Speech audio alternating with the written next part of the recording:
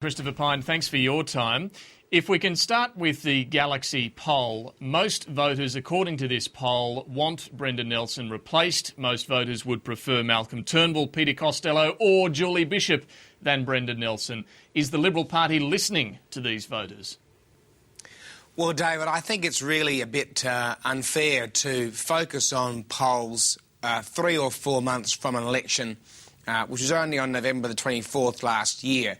I think the opposition will be making a terrible mistake if it becomes obsessed about every new poll that is published. And what we have to do is really focus on the hard work of opposition, which is making the government accountable for its policies and also putting our heads together as an opposition and coming up with the kind of party that we want to offer to the public at the next federal election. If we obsess about polls, if we bounce from one poll to the other, I think we will be doing ourselves a disservice, and that means our supporters a disservice as well. But the Liberal Party was criticised for not listening to voters, for not having the guts to get rid of John Howard before it was too late. Are you worried that we might be seeing the same thing again, the Liberal Party not listening to what the electorate is saying about its leader? Well, obviously we need to, as members of the opposition, be very aware of what the public are saying to us out in the electorate, at the supermarket, outdoor knocking, at community events, and we have to keep a weather eye on the polls generally, but we don't want to obsess about the polls. And quite frankly, while the polls are pretty dismal at the moment, that's not to say they will be in the months down the track, and we need to not become, I think, in a vortex of responding to every poll, if it's a bad poll, particularly, and not keeping our eye on the ball, which is keeping Labor accountable. Things like Kevin Rudd's latest backflip on carers, if it is a real backflip. Things like the Labor Party's failure to understand the Constitution of Australia when they introduced Friday sittings. I mean, Labor is not doing very well as a government. They're very good on the symbolism. They're not actually doing very much. And this is a pattern of all the state Labor governments. We don't want to make ourselves the issue by focusing all the time on the polls. Well, just one more question then on the polls. Would you be happy with Brendan Nelson leading you to the next election, or would you prefer Malcolm Turnbull? I'll be happy with Brendan Nelson leading us to the next election as long as Brendan Nelson is in a position to win the next election and remove this government. And I'm sure that Brendan... Which means you'll have to look at the polls. Which means you'll have to look at the polls, surely. No, Brendan has been perfectly upfront about these polls this week. He hasn't tried to pretend or gild the lily that they are in any way positive. He's not happy about the polls, but he is the leader. He's a very sensible politician. He knows full well that he has to hold Labor accountable and prove his mettle. He'll do that, and he'll lead us to the next election. The polls won't be as they are right now in 2.5 years' time, and I wouldn't expect the polls right now to be very different to the way they are. So I think we really need to forget about the polls and focus on the things that really matter, which is what sort of party do we want to be, what kind of organisation do we want to offer to the public at the next election, what do we stand for, is it small government, is it maximising individual freedom, and how do we bring those things about?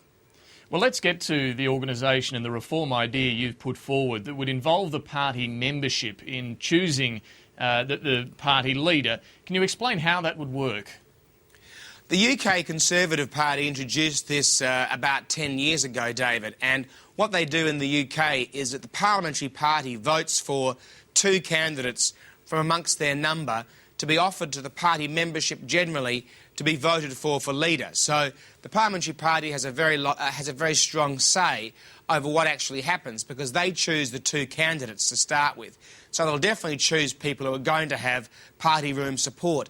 They also decide when the leadership will be spilled, as in when the leadership will be declared vacant, and a ballot can only be held when the parliamentary party decides that it should be held or when the leader resigns. Those 2 candidates then go out and campaign amongst the tens of thousands of party members and get an endorsement. Now, I think this is a terrific idea because what it will do is replenish our party membership, engage us with the community in a way that we are not at the moment, and show that we are a modern, forward-thinking party that wants to try new ideas and bring tens of thousands of new people, particularly young people, into our ranks. Brendan Nelson has offered some support for this idea this morning, but he seemed to suggest that it should be the party membership choosing a couple of candidates for the party room then to decide on. Has he got it back the front?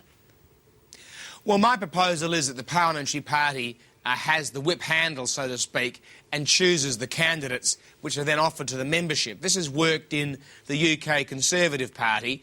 The other way around could lead to a person being elected leader who didn't have the support of the parliamentary party. And it's very important that whoever the leader is, whichever of those two candidates it is, has the support of the parliamentary party and the general membership.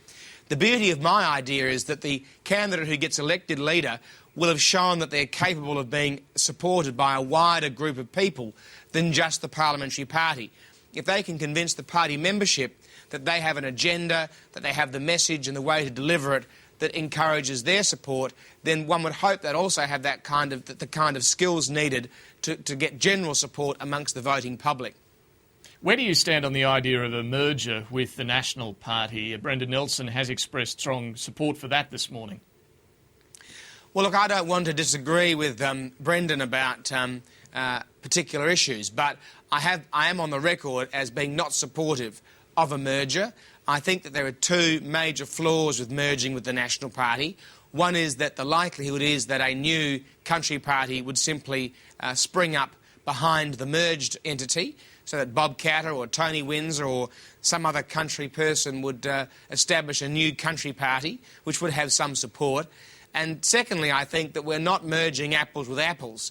The National Party is a Conservative party, and they have an absolute right to be so, but they make no pretence about holding together any liberal philosophical strain within their party. The Liberal Party has always said that we are both Liberals and Conservatives, that we hold both the strains of non-Labor thinking within our party, and merging the Nationals and the Liberals would not be merging two like parties. And I think that is a fundamental misunderstanding of people on the non-Labor side of politics. Christopher Pyne, you have been one of the strongest supporters of Peter Costello over the years. Do you now think it is time for the former Treasurer to leave Parliament, or would you prefer him to stay and play a more active role? Look, I don't want Peter Costello to leave Parliament. I wanted Peter Costello to be leader of the Liberal Party. In fact, I wanted Peter Costello to be Prime Minister well before last year's election. I think most people know that. Now, I wanted him to lead the party after the election because I think he had particularly the economic credibility to lead us back to victory in 3 years' time. But he has to make his own decisions about his future. If he leaves politics, his family will be the winner and Parliament will be the poorer. If he decides to stay in Parliament, then I hope he'd have a big role in rebuilding the Liberal Party and getting us back into government in 3 years' time. I certainly hope a leadership he role. decides Would a to stay. leadership role be something? Would a leadership role be a good idea? Well, the leadership's been decided. Brendan Nelson's been elected leader, and that has been decided. So there isn't a vacancy for Liberal leader. But if Peter Costello decided to stay in politics, he'd have to have a very big role, and I would very much welcome him to stay. Well, Peter Costello hasn't created any negative headlines for the coalition since the election loss, but others have. Alexander Downer, Mark Vaile in particular. Have they been an embarrassment, and would you like to see their futures made more clear? Look, I think the first responsibility every MP has is to their electorate, and they need to show their electorate that in voting for them, they did the right thing. I think that everything else above being the local member of Parliament is cream, as they say, in politics. So if you become a minister or a chairman of something or what other various jobs that there are available, that's all a bonus. The bottom line is being an MP is a great privilege, and every member of Parliament has to demonstrate to their electorate that they understand that and that they're humbled by the experience. So I think those people who are perhaps not demonstrating that will consider their futures over the months ahead. The decisions that they'll make will be ones that are for them and their families. They're not for me to advise them. What about John Howard this week? He gave a speech in Washington defending work choices, defending the war in Iraq. Was this helpful, or would you prefer the former Prime Minister remain silent for a while? Look, I'm one of those people, David, that believes that healthy debate and letting 1,000 flowers bloom, as they say, is not a negative thing in politics. And I think the public respond well to political parties that are mature enough to have debates about issues. I would be shocked if John Howard didn't give a speech defending his record as Prime Minister, and I think every Australian would. So it's perfectly understandable that if he's giving a talk about his government, he would say that his government did a great job. I'm sure he'd admit that in some respects they made mistakes, but I wouldn't expect him to repudiate his government, and I wouldn't either, because he had a great government. Just finally, Friday sittings have been scrapped. You were preparing a High Court challenge to this, but does the removal of Friday sittings rob backbenchers of a platform, a forum to talk about their local electorate issues in the Parliament? No, because private members' business has now been moved back to Monday when it used to be. The opposition would have been happy to have sat on Fridays if Fridays were a real sitting day, with quorums, divisions, question time, if ministers and the Prime Minister particularly was there.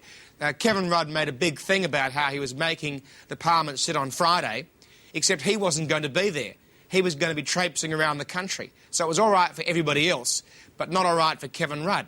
But the real point about this is that it was unconstitutional because it breached Section 39 of the Constitution because it suspended requirements, and that suspended quorum requirements, and that's why Labor has abandoned it. So don't fall for this pea and thimble trick about it being the opposition's behaviour. It's because Labor stuffed it up, as simple as that, by not following the Australian Constitution, highlighting their arrogance and how important they suddenly think they are now that they're in government.